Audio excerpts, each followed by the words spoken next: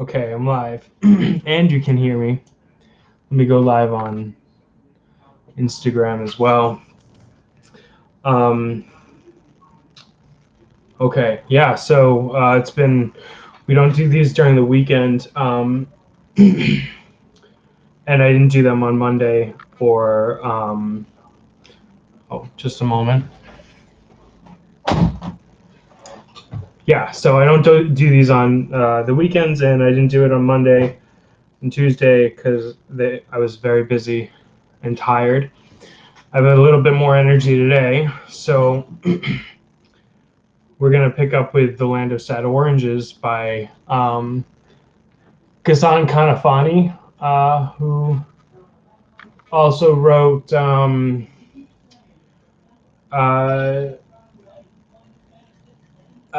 the book we just finished reading, Men in the Sun, obviously. And incredible writer, and so on. So yeah, we're going to be reading from The Land of Sad Oranges, and it's not too long. We might finish it. It's just like a short story. After that, maybe later in the week, maybe next week, we'll finish with the short stories from this PDF, and then we'll go to Gaza Writes Back by Rafat Al-Rir, who was, main figure in the chapter the teacher in Max Blumenthal's book, The 51-Day War. So, I'm connected with him.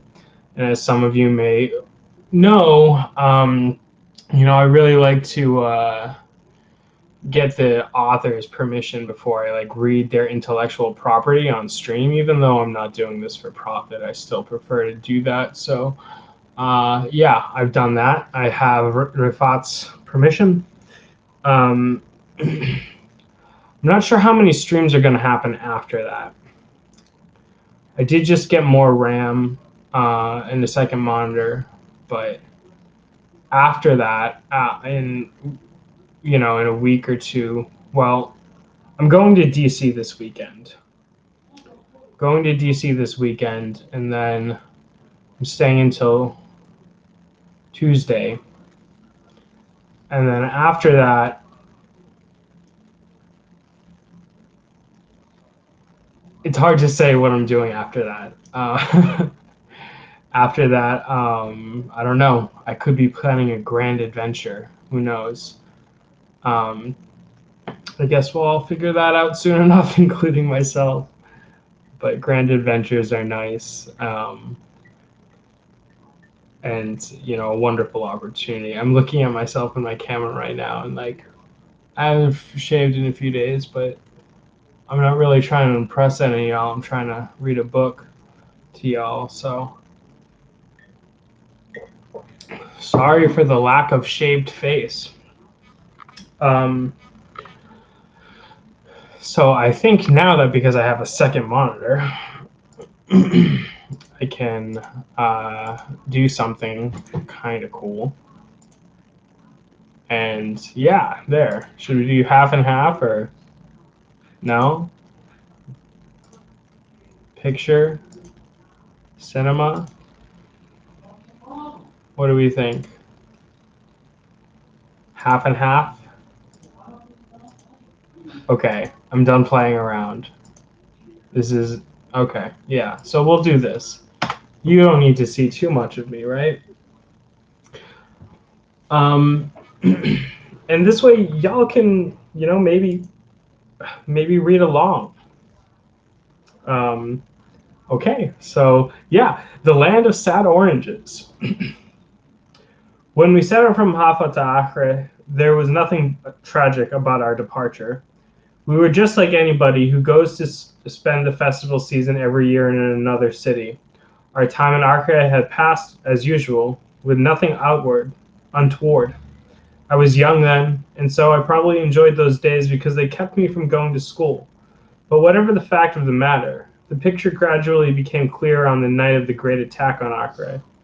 The night passed, cruel and bitter, amidst the despondency of the men and the prayers of the women. You and I, and others of our age, were too young to understand what the story meant from beginning to end. But that night the threads began to grow clear. In the morning, when the Jews withdrew, threatening and fuming, a big lorry was standing at the door of our house. A simple collection of bedding was being thrown into it, from here and there, quickly and feverishly. I was standing leaning against the ancient wall of the house when I saw your mother climb into the lorry, followed by your aunt and the children.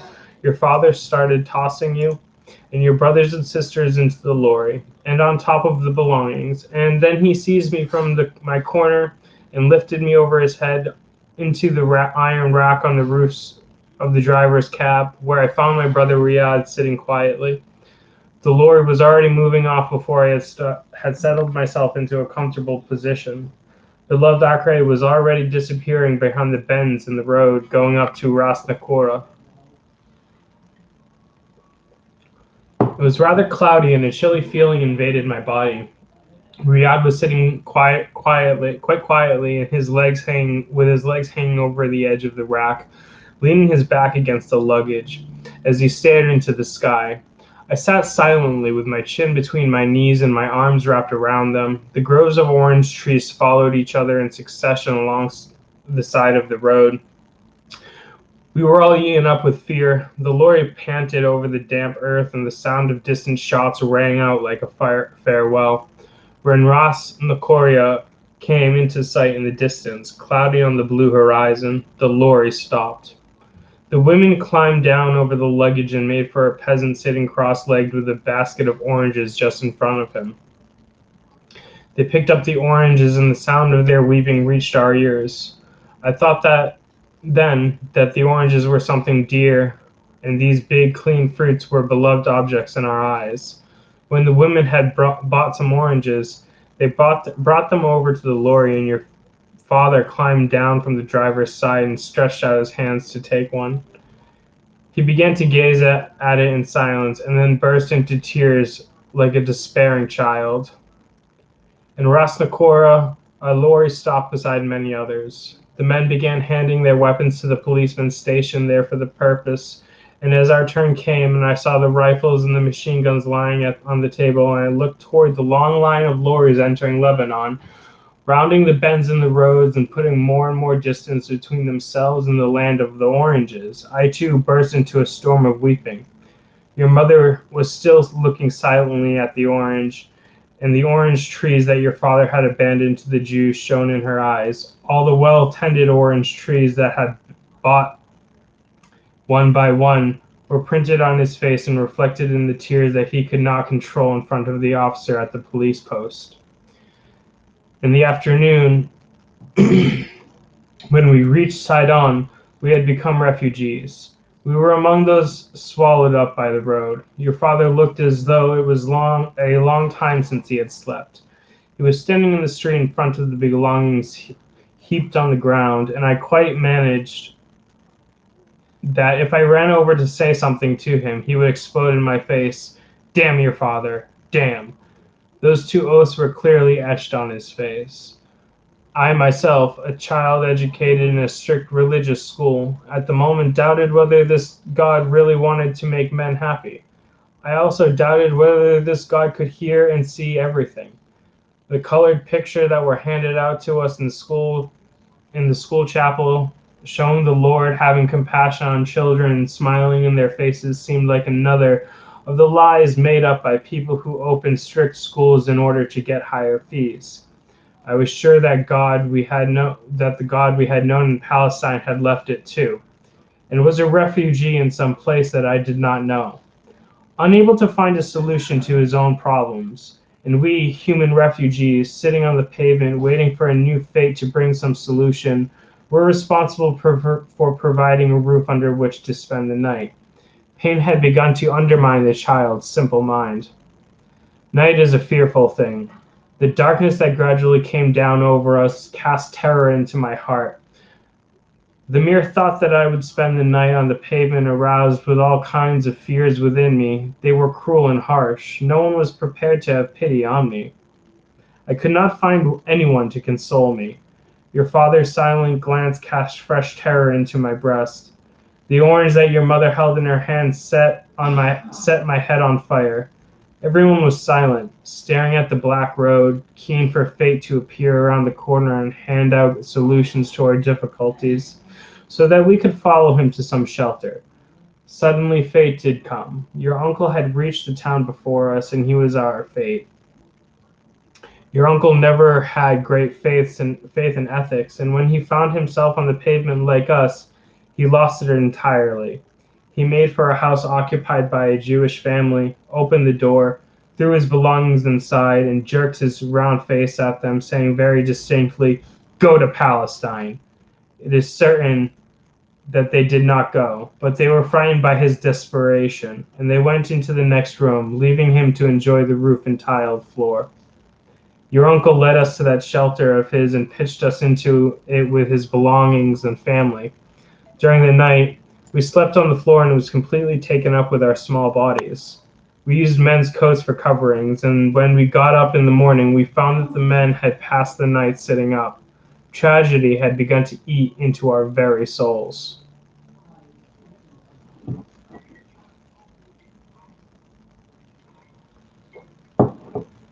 We did not stay long in Sidon.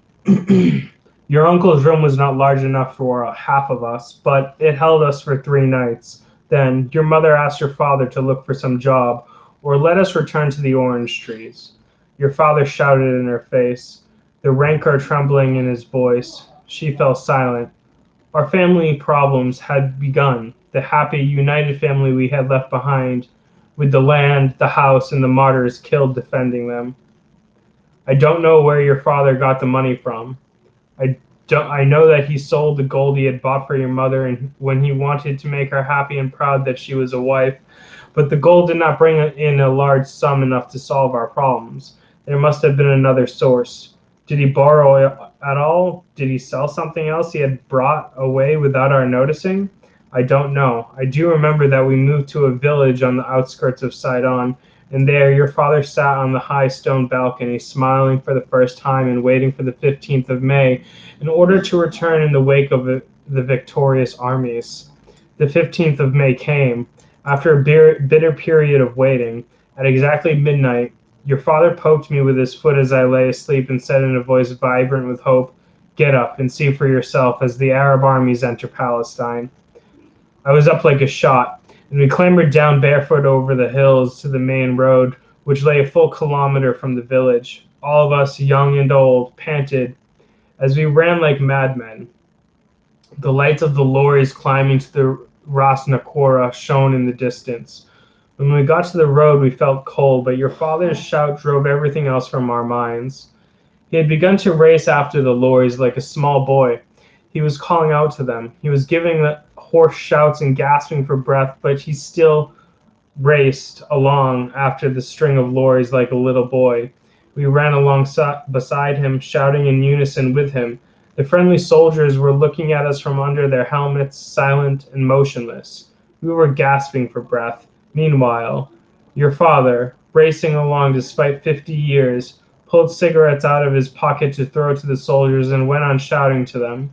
We were still running along beside him like a little flock of goats. Suddenly, the lorries were at an end. We went back to the house exhausted, our breath coming with a low whistle as we gasped for air. Your father was absolutely silent, and we too were incapable of speech. When the lights of a passing car fell on your father's face, his cheeks were wet with tears. Things dragged past extremely slow after that. The communiques deceived us, and then the truth in all its bitterness cheated us. Despondency found its way back to the people's faces. Your father began to find enormous difficulty in mentioning Palestine and talking of the happy past spent in his plantations and houses. And we were the ones who formed the massive walls of tragedy that dominated his new life, as well as being the wretches who discovered without any difficulty at all that the idea behind climbing the hills in the early morning, as your father ordered, was to distract us from demanding breakfast. Complications set in. In some extraordinary way, the simplest thing was enough to rouse your father. I remember perfectly the time when someone asked him for something. I neither know nor recall what. He shuddered, and then began trembling as though he had received an electric shock. His eyes glittered as they roamed over our faces. A diabolical thought had implanted itself in his brain, and he jumped up like a man who had found a satisfactory conclusion. Overwhelmed by his awareness that he was able to put an end to his difficulties, and by the dread of someone who is about to undertake a momentous action, he began to mutter to himself as he turned around and around, looking for something he could not see. Then he pounced on a chest that had accompanied us from Acre and started to scatter its contents with terrible nervous movements. Your mother had understood everything in an instant and, caught up in the agitation that mothers feel when their children are exposed to danger, she set about pushing us out of the room and telling us to run away to the mountain, but we stayed by the window. We plastered our little ears to its shutters and heard your father's voice. I want to kill them. I want to kill myself. I want to be done with. I want. Your father fell silent. When we looked into the room again through the cracks in the door, we saw him lying on the ground, gasping for breath and grinding his teeth as he wept, while your mother sat one side watching him anxiously. I did not understand, but I remember that when I saw the black revolver lying on the floor beside him, I understood everything. Driven by the mortal terror of a child who had suddenly caught sight of an ogre, I ran off towards the mountain, fleeing from the house. As I left the house behind, I left my childhood behind too. I realized that our life had ceased to be pleasant, and it was no longer easy for us to live in peace. Things had reached the point where the only solution was a bullet in the head for each one of us. So we must take care to behave suitably in all that we did, not asking for something to eat even when we were hungry, keeping silent when your father spoke of his difficulties, and nodding and smiling when he said to us, "Go and climb the mountain, don't come back till midday." I returned home in the evening when dusk had fallen. Your father was still ill and your mother was sitting beside him. Your eyes all had a cat-like glitter, and your lips were sealed as though they had never been opened, as though they were scars left by an old wound, not properly healed. You were huddled there, as far from your childhood as you were from the land of the oranges.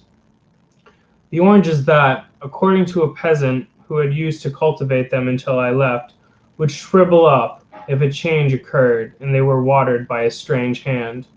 Your father was still ill in bed. Your mother was choking back the tears of tragedy that has not left her eyes till now.